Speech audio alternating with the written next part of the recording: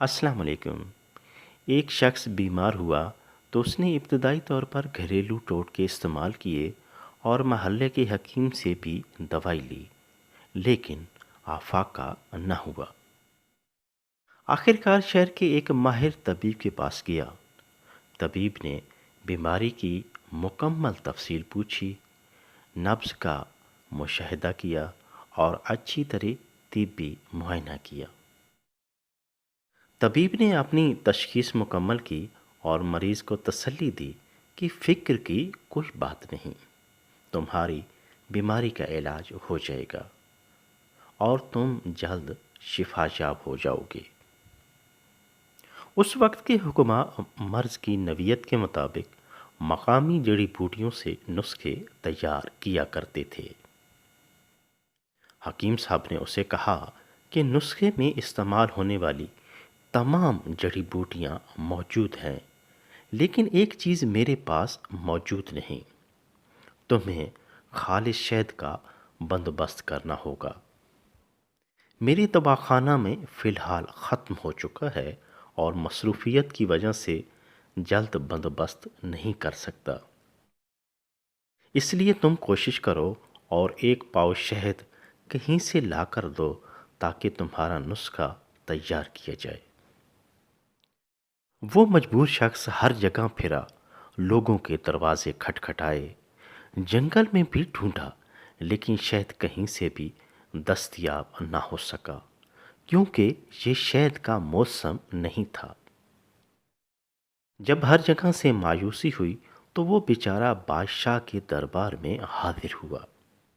یہ دور تھا سلطان محمود غزنوی کا، جو کہ ایک رحم دل، شفیق، دانا، سخی اور خدا ترس مسلم حکمران تھا۔ اس شخص کی وہاں ایاز سے ملاقات ہوئی، جو کہ بادشاہ کا وزیر خاص تھا۔ ایاز کو ساری روداد سنانے کے بعد اس نے وہ چھوٹی سی ڈبیا دی اور کہا کہ مجھے اس میں ایک پاؤ شہد چاہیے۔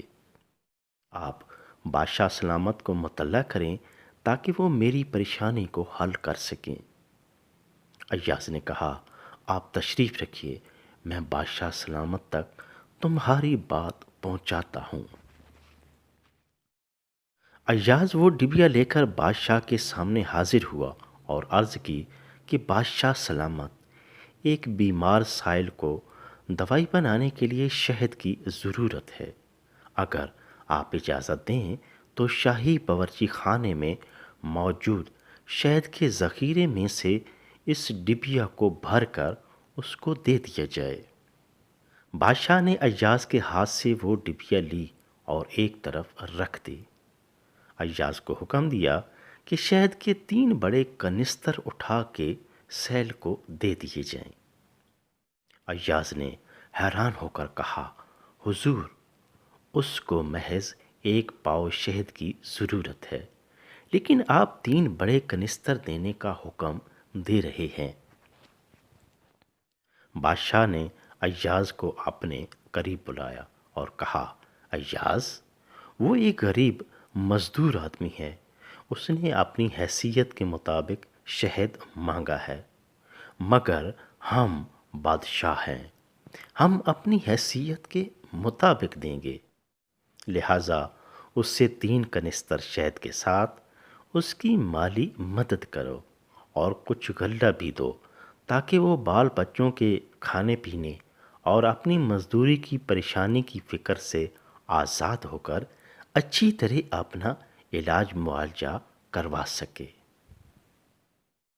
اس واقعہ سے ہمیں یہ سبق ملتا ہے کہ اگر کبھی کوئی مجبور اور پریشان حال شخص ہمارے دروازے پر آئے تو اس کی داد رسی میں فراخ دلی کا مظاہرہ کرنا چاہیے، اس کی خواہش اور ضرورت سے بڑھ کر امداد کریں تاکہ وہ اپنے اہل و عیال کے ساتھ چند دن سکون و اطمینان سے گزارے اور پیٹ بھر کر کھائے۔